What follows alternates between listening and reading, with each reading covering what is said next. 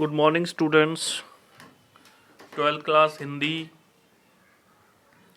आरोह आत्म परिचय दिन जल्दी जल्दी ढलता है हरिवंश राय बच्चन जी द्वारा लिखित हैं। इन कविताओं के सल्लार्थ मैं आपको पिछली वीडियोस में करा चुका हूं और आज की वीडियो में मैं आपको कुछ एक्स्ट्रा क्वेश्चंस कराने जा रहा हूं, कुछ अतिरिक्त प्रश्न उत्तर।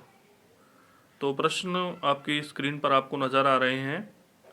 इन प्रश्नों के उत्तरों को हम डिस्कस करेंगे, इनके क्वेश्चन आंसर्स को हम डिस्कस करेंगे और ये क्वेश्चंस आपको अपनी नोटबुक में भी लिखने हैं क्योंकि आपने कविताओं को पढ़ा है, कविताओं को समझा है, तो ये क्वेश्चन आपको नोटबुक में लिखने हैं। इनको डिस्कस कर रहे हैं हम। तो आप देखेंगे पहला क्वेश्चन है, ये कुछ एक्स्ट्रा क्वेश्चन है। तो पहला क्वेश्चन है, दिन जल्दी जल्दी ढलता है कविता में कवि अपने घर की ओर लौटने में शिथिल और अनुत्साहित क्यों हैं।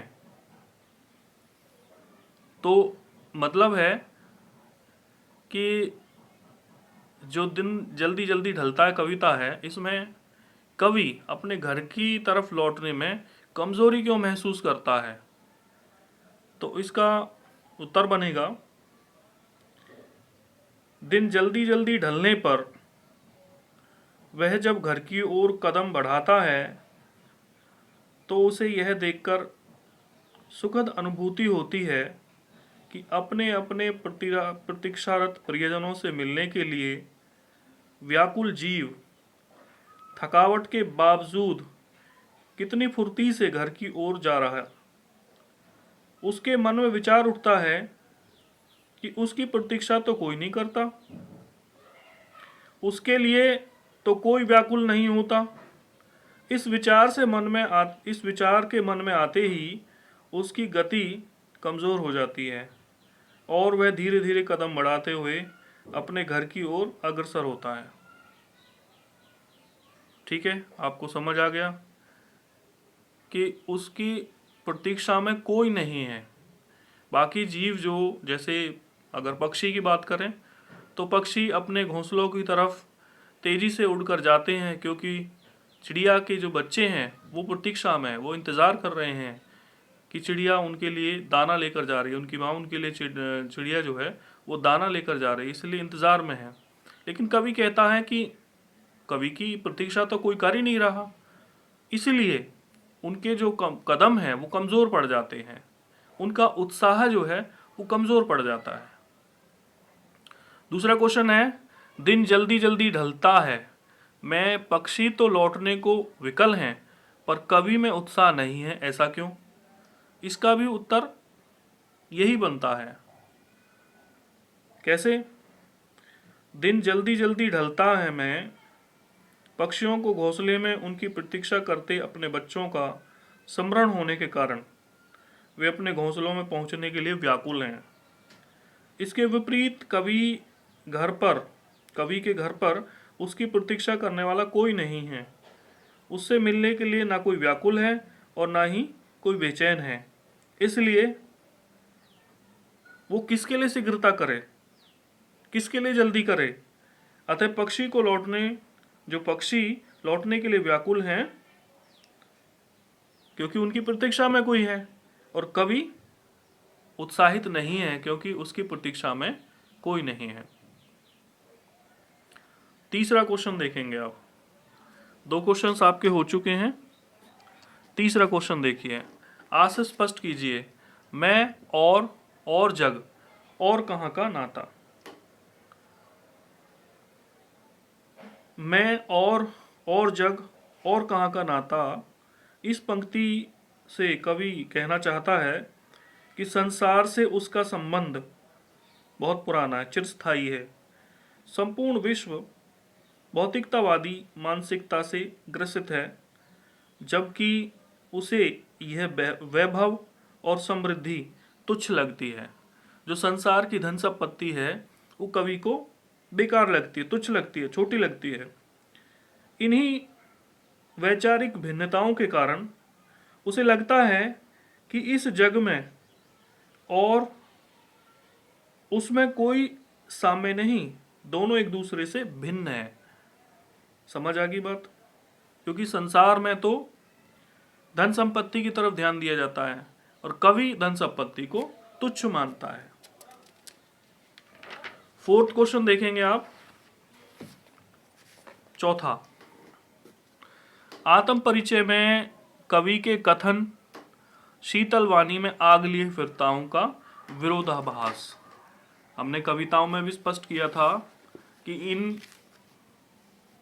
शीतल वाणी में आग में विरोधाभास अलंकार है। जब सलाद किया जा रहा था तो उसमें भी स्पष्टीकरण हुआ था। और फिर से देखिए, कवि का कहना है कि वह शीतल वाणी में आग लिए घूम रहा है, विरोधाभास की स्थिति को उत्पन्न करता है। इसके पीछे छिपा रहस्य यह है कि जब कवि अपने संघर्षों को कविता का रूप देता है तो वह शीतल वाणी बन जाती है, जबकि उसका मन दुखों की अग्नि में जल रहा होता है। वह अपने दुखों और विरोधों को कोमल शब्दों के माध्यम से अपनी रचनाओं में व्यक्त करता है। इसलिए उसकी शीतल वाणी में भी असंतोष और बेचैनी की आग छिपी हुई है। उसकी वाणी शीतल है लेकिन बेचैनी की आग उसकी वाणी में दिखाई देती है। पांचवा क्वेश्चन देखेंगे आप, कवि अपने मन का गान किस प्रकार गाता है? कवि अपने मन का गान किस प्रकार गाता है? कवि कहता है कि मैंने हमेशा अपने मन की बात मानी है। कवि का कहना है कि उसने कभी अपने मन के प्रति लापरवाही नहीं की। उसने हमेशा वही किया जो उसके मन ने कहा। उसने कभी भी दुनिया की परवाह नहीं की। इस प्रकार वह केवल अपने मन के गीत को गाता है, मन का ही गान गाता है, क्योंकि वह हमेशा ही अपने मन से चलता है, मन के विपरीत काम नहीं करता। ठीक है, अगला क्वेश्चन देखेंगे आप। दिन जल्दी जल्दी ढलता है कविता में बच्चों की प्रत्याशा को कवि ने किस प्रकार प्रस्तुत किया है? देखिए, प्रत्याशा का मतलब होता है आशा। जो कविता में चिड़िया के बच्चे हैं उनके मन में एक आशा होती है कि उनकी जो माँ है वो दाना लेकर आ रही होगी। इस आशा को किस प्रकार प्रस्तुत किया है? इस कविता में चिड़िया संध्या समय अपने नीड में लौट जाना चाहती है। उसके पंख थक चुके हैं मगर वह उड़ रही है।